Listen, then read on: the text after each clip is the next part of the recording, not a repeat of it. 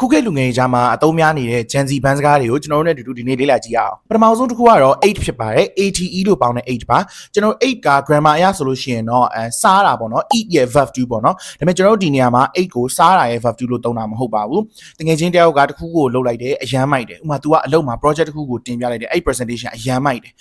သူဝတ်လာတဲ့ outfit ကအရန်မိုက်တယ်ဆိုလို့ရှိရင် you ate she ate he ate အဲ့လိုမျိုးသုံးလို့ရပါတယ်ဒုတိယတစ်ခုကတော့ period ဖြစ်ပါတယ် period ဆိုတာကတော့ကျွန်တော်အင်္ဂလိပ်စာမှာဆိုလို့ရှိရင် grammar အရမှန်တာပါလဲဆိုတော့ full stop ပေါ့နော် full stop ကိုကျွန်တော်က period လို့ခေါ်ပါတယ်တခုခုအဆုံးသတ်သွားတဲ့အနောက်မှာဒါ full stop ချလိုက်တယ်ပေါ့ဒါပေမဲ့ကျွန်တော် Gen Z လူငယ်တွေကကြတော့ period ကိုဘယ်လိုနေရာမှာသုံးလဲဆိုတော့တခုခုလုပ်လိုက်တာအရန်မိမိုက်လို့သူ့ကိုထပ်ပြီးရှင်းနိုင်တဲ့အရာမရှိတော့ဘူးဒီပွဲမှာဆိုလို့ရှိရင် तू ဝတ်လာတဲ့ outfit ထက် မိုက်တဲ့ outfit ကမရှိတော့ဘူးဒါမှမဟုတ်ကိုက argument တခုခုစကားကိုတခြားလူနဲ့ကိုကပြန်လှန်ပြောနေရပေါ့နော်ပြိုင်ပြောနေကြတယ်ပေါ့ပြောနေကြတဲ့အချိန်မှာကိုပြောလိုက်တဲ့ဟာပြီးသွားပြီငါဒီထက်ထပ်ပြီးဘာမှပြောစရာမရှိတော့ဒါငါ့ရဲ့ကိစ္စဆုံးပဲဆိုလို့ရှိရင်ကိုပြောချင်တာကိုပြောပြတဲ့အခါမှာ period အဲ့လိုမျိုးပြောလို့ရပါတယ်တတိယတစ်ခုကတော့ no cap ဖြစ်ပါတယ် no cap မှာကျွန်တော် cap ကဒီနေရာမှာဘာရဲ့အတူကောက်လဲဆိုတော့ capital ရဲ့အတူကောက်ပေါ့နော် capital letters ပေါ့အင်္ဂလိပ်ဘာမှာဆိုလို့ရှိရင်ကျွန်တော်စလုံးအကြီးပေါ့နော်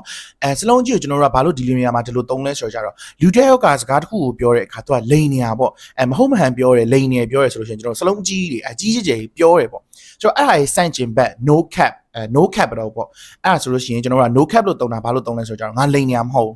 ငါအမှန်တိုင်းပြောနေတာငါလိန်စရာအကြောင်းဘာမှမရှိငါအတီးပြောတာ no cap I'm being for real အဲ့လိုမျိုးပြောလို့ရပါတယ်လေးခုမြောက်ကတော့ for real ဖြစ်ပါတယ်ကျွန်တော်တို့ for real ကိုသုံးတဲ့အချိန်မှာလူငယ်တွေက for real လို့ဒီစာအုပ်မှန်မှန်ကန်ကန်တစ်ဆက်တည်းအပြည့်အဝမရေးကြတော့ဘူးပေါ့နော်အဲ့ဒီစာ FR ဆိုပြီးတော့ရေးကြတာများပါတယ် for real ကလည်းခုနကျွန်တော်တို့ဘာနဲ့တွဲသုံးလဲဆိုတော့ကျွန်တော်အရှိမပြောရတဲ့ no cap နဲ့တွဲပြီးသုံးတယ်ပေါ့နော် for real ကလည်းအရှိက no cap နဲ့အဓိပ္ပာယ်သိမ့်မကွာဘူးတူတူပဲငါအမှန်တိုင်းပြောတာအတီးပြောတာငါလိန်စရာအကြောင်းဘာမှမရှိဘူးပေါ့ဒါပေမဲ့အခုခေတ် Gen Z လူငယ်တွေကကျွန်တော်တို့for real နဲ့ no cap နဲ့ကိုတွဲသုံးကြရပေါ့နော် no cap for real အဲ့လိုမျိုးသုံးကြပါတယ်နောက်ဆုံးတစ်ခုကတော့ slay ဖြစ်ပါတယ် slay ဆိုတဲ့စကားလုံးကတော့ကျွန်တော် shake it အင်္ဂလိပ်စာပုံမြင်နေမှာတကယ်အတိတ်ပဲအစစ်အမှန်ကြီးကတော့တခုခုကို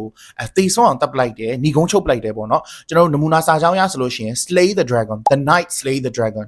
စစ်တီတော်ငကားကြီးကိုတပ်ပြလိုက်တယ်ပေါ့ဒါပေမဲ့အခုခေတ် Gen Z လူငယ်တွေက slay ကိုကျွန်တော်တို့ကတပ်ဖို့အတွက်သုံးတာမဟုတ်ဘူးပေါ့နော်ကျွန်တော်တို့အထူးသဖြင့် main ကလေးမှာအသုံးများတယ်ကျွန်တော် main ကလေးကျွန်တော်တို့ပွဲတွေသွားတယ် outfit လက်လာလေးဝတ်လာတယ်တောက်တွေအမြင်ကြီးတွေစီးလာတယ် make up ကအရန်မိုက်နေ Moscow look ကလုံးဝ on ထား share ပဲဆိုလို့ရှိရင်ကျွန်တော်တို့က